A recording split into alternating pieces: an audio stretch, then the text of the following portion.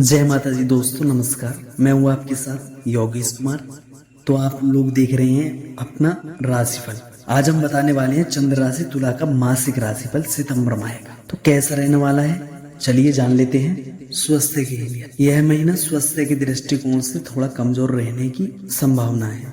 ग्रहों की गांठजोड़ आपको सेहत के प्रति जागरूक बनाने के लिए तत्पर है। पंचम भाव में वक्री शनि और उन पर सूर्य की दृष्टि होना, द्वादश भाव में महीने की शुरुआत में शुक्र और केतु का एक साथ स्थित होना, छठे भाव के स्वामी बृहस्पति महाराज का अष्टम भाव में पूरे महीने विराजमान होना, यह सभी स्थितियां स्वास्थ्य को लेकर आपको यह संकेत दे रही हैं कि यदि आपने अब अपने बारे में नहीं सोचा और स्वास्थ्य को समय नहीं दिया तो आप किसी बड़ी बीमारी की चपेट में आ सकते हैं और आप परेशानियों से घिर सकते हैं। सेहत को स्वस्थ बनाए रखने के लिए आपको नई दिनचर्या अपनानी चाहिए। कोई बीमारी परेशान कर रही है तो तत्काल प्रभाव से उसका इलाज कराएं ताकि आपको समस्या ना हो। आपको पेट से जुड़ी समस्याएं विशेष रूप से और आंखों से जुड़ी समस्याएं परेशान कर सकती हैं। करियर की दृष्टिकोण से यह महीना आपके लिए अनुकूल रहने की संभावना है। दसम भाव में महीने की शुरुआत में बुध महाराज विराजमान रहेंगे, जो आपके भाग्य स्थान और द्वादश स्थान के स्वामी भी हैं। इससे भाग्य का सहयोग प्राप्त होगा। आपको नौकरी में अच्छी पदोन्नति मिल सकती है। आपको कुछ नए अवसर भी मिलेंगे कि आपको नौकरी बदलने का मौका मिल सकता है, लेकिन फिलहाल आपको इससे बचना चाहिए और जहां है वहीं पर बने रहना ज्यादा फायदेमंद होगा। भविष्य में आपको इसका और अधिक लाभ मिलने वाला है। आप अपनी हाजिर जवाबी और अपनी बुद्धिमत्ता के दम पर कार्य क्षेत्र में अपनी अच्छी स्थिति बना पाने में सफल रहेंगे। आपके वरिष्ठ अधिकारी भी आपके काम से संतुष्ट दिखेंगे और आपको पुरस्कृत कर सकते हैं। वरिष्ठ अधिकारियों से सानिध्य बढ़ेगा और उनके द्वारा आपकी आमदनी भी वृद्धि भी की जा सकती है, जिससे आप बहुत प्रसन्न रहेंगे। छठे भाव में राहु महाराज पूरे महीने विराजमान रहने वाले हैं और छठे भाव के स्वामी बृहस्पति महाराज पूरे महीने अष्टम भाव में विराजमान रहेंगे। यह दोनों ग्रह स्थितियों बताती हैं कि किसी तरह का नया बदलाव आपके लिए लाभदायक नहीं है, इसलिए जहां पर हैं आपको वहीं अपनी जगह पक्की करने की कोशिश करनी चाहिए। कुछ विरोधी सिर उठा सकते हैं, लेकिन आपको निश्चित रहना चाहिए क्योंकि वह मुंह की खाएंगे।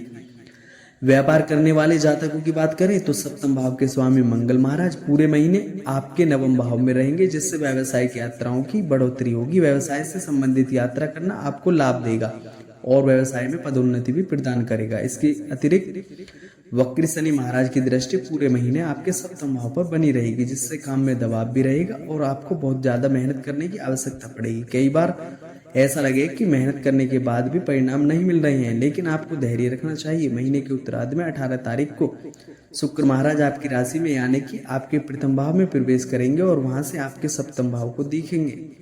यह समय व्यवसाय में और अच्छे बदलाव लेकर आएगा। व्यापार में अनुकूलता मिलेगी। कुछ नए व्यवसायिक संबंध स्थापित होंगे जिनका आपको बेहद लाभ मिलेगा और व्यवसाय में प्रगति होगी। तो प्रेम और विवाह से संबंधित कैसा रहने वाला है व्यक्तिगत संबंध। यदि आपका प्रेम संबंधों की बात करें तो यह महीना तनाव और टकराव से भरा रहने वाला है। सूर्य और शनि का आमने सामने का पंचम भाव पर प्रभाव आपके रिश्ते में अहम का टकराव लेकर आएगा। आप एक दूसरे को ठीक से समझ नहीं पाएंगे, जिससे अहम का टकराव होता रहेगा और यह आपके रिश्ते के लिए किसी भी रूप में अनुकूल नहीं कहा जा सकता। आपको महीने के पूर्वार्ध में विशेष रूप से शांति और धैर्य का परिचय देना होगा। महीने के पूर्वार्ध में शुक्र आपकी राशि में प्रवेश करेंगे, जो आपके दिल को प्यार से भर देंगे और सूर्य भी द्वादश भाव में चले जाएंगे, जो शनि की दृष्टि से मुक्त होंगे। ऐसी स्थिति में प्रेम संबंधों में धीरे धीरे समानता आएगी और आपको अपने रिश्ते में प्यार बढ़ाने का प्रयास करना होगा। विवाहित जातकों की बात करें तो यह महीना आपके लिए कुछ हद तक अनुकूल रह सकता है। हालांकि पूरे महीने वक्री शनि की दृष्टि सप्तम भाव पर रहेगी, जो थोड़ा सा जीवन साथी के व्यवहार को चिड़चिड़ा बनाएगी, लेकिन सप्तम भाव के स्वामी मंगल महाराज नवम भाव में विराजमान रहेंगे, जिससे जीवन साथी साहस और पराक्रम के साथ अपनी सभी जिम्मेदारियों को पूर्ण रूप से निभाएंगे। आप उनके साथ कहीं लंबी यात्रा पर जा सकते हैं। आपस में समय बिताकर भी आप अपने रिश्ते को परिपक्व बनाएंगे। महीने के उत्तरार्ध में 18 तारीख से शुक्र प्रथम भाव में बैठकर सप्तम भाव को देखेंगे और आपके रिश्ते को रोमानियत से भर देंगे। आपके रिश्ते में अपनापन और निकटता होगी, प्रेम होगा। इससे ज्यादा आपको अपने रिश्ते में और किसी चीज की आवश्यकता ही क्या है। वास्तव में महीने का उत्तरार्ध आपके लिए अपेक्षाकृत अधिक अनुकूल रहने वाला है। सलाह क्या दी जाती है। आपको शुक्रवार के दिन कन्या पूजन करना चाहिए। आपके लिए प्रतिदिन नियमित रूप से श्री सूक्त का पाठ करना लाभदायक रहेगा। एक अच्छे से श्री यंत्र की विधि पूर्वक स्थापना करके प्रतिदिन उसका नियमित पूर्वक पूजन करना चाहिए। शनिवार के दिन काली उड़द की दाल के बड़े बनाकर गरीबों में बांटने चाहिए। सामान्य तुला राशि में जन्मे जातकों के लिए यह महीना खर्चों से भरा रहने वाला है। हालांकि आपकी आमदनी भी ठीक ठाक रहेगी, लेकिन खर्च जरूरत से ज्यादा हो सकते हैं जो आपको चिंता दे सकते हैं। इसके अतिरिक्त आपको अपनी स्वास्थ्य समस्याओं को भी गंभीरता से लेना होगा। बहुत समय हो गया जब आपको लापरवाही बरतते हुए, लेकिन अब वह समय है कि जब आप अपनी सेहत पर ध्यान दें, क्योंकि स्वास्थ्य समस्याएं आपको चारों तरफ से घेर सकती हैं और आपकी जरा सी लापरवाही आपके लिए नुकसानदायक बन सकती है। करियर की बात करें तो नौकरी करने वाले जातकों के लिए महीना अनुकूल है। आपकी मेहनत सफलता के द्वार खोलेगी। आपको कड़ी मेहनत के लिए तैयार रहना चाहिए। नौकरी में बदलाव करने के लिए भी यह समय बन रहा है, लेकिन फिलहाल किसी नए बदलाव से बचे और जहां है वहीं बने रहे। व्यापार करने वाले जातकों के लिए लंबी यात्राओं का योग बनाएगा।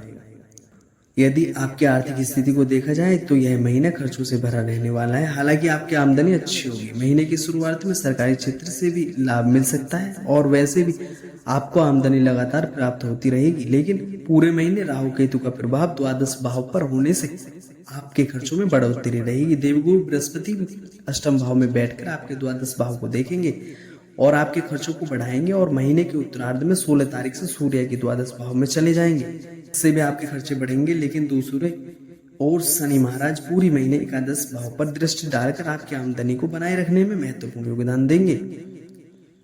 मित्र एवं परिवार में अब जान लेते हैं लास्ट में दोस्तों, मित्र एवं परिवार। यह महीना पारिवारिक जीवन के लिए अनुकूल रहने वाला है। पारिवारिक जीवन में खुशहाली रहने की संभावना है। दूसरे भाव के स्वामी मंगल महाराज पूरे महीने आपके नवम भाव में विराजमान रहेंगे, जिससे आप परिवार के साथ किसी लंबी यात्रा पर या किसी तीर्थ यात्रा पर भी जा सकते हैं अथवा साहसिक खेल में भाग ले सकते हैं। परिवार के लोग एकजुट रहेंगे और पूरी ईमानदारी और सामंजस्य के साथ परिवार की उन्नति में योगदान देंगे। चौथे भाव के स्वामी शनि महाराज पंचम भाव में वक्र की अवस्था में विराजमान रहेंगे और उनके ऊपर महीने की शुरुआत में सूर्य देव की दृष्टि रहेगी, जिससे पिता पुत्र के संबंधों में तनाव बढ़ सकता है और पिताजी को स्वास्थ्य कष्ट परेशान कर सकते हैं। लेकिन महीने के उत्तरार्ध में सूर्य देव के द्वादश भाव में चले जाने से इन समस्याओं में कमी आएगी। चौथे भाव पर बुध महाराज 4 तारीख तक दृष्टि डालेंगे और मंगल की दृष्टि पूरे महीने चतुर्थ भाव पर बनी रहेगी। इससे अतिरिक्त देवगुरु बृहस्पति महाराज पूरे महीने दूसरे और चौथे भाव पर दृष्टि डालते रहेंगे। इससे परिवार में सौहार्द बढ़ेगा। परिजनों के बीच आपसी प्रेम और अपनत्व की भावना बढ़ेगी। एक दूसरे का मान सम्मान करेंगे। परिवार के वृद्ध सदस्यों का आशीर्वाद आपको हर काम में मिलेगा। आपके भाई बहनों को कुछ समस्याओं का सामना इस महीने करना पड़ सकता है। ऐसे में आपको उनकी सहायता के लिए तत्पर रहना चाहिए। मित्रों, आपने जाना इस सितंबर माह का अपना राशिफल तुला राशि का। तो इस वीडियो में दोस्तों इतना ही, और वीडियो आपको कैसी लगी कमेंट में आप बता सकते हैं। और वीडियो अगर अच्छी लगी तो वीडियो को लाइक करें, और अगर हमारे चैनल पर नए हैं तो चैनल को सब्सक्राइब अवश्य कर लें। इसी के साथ जय माता दी।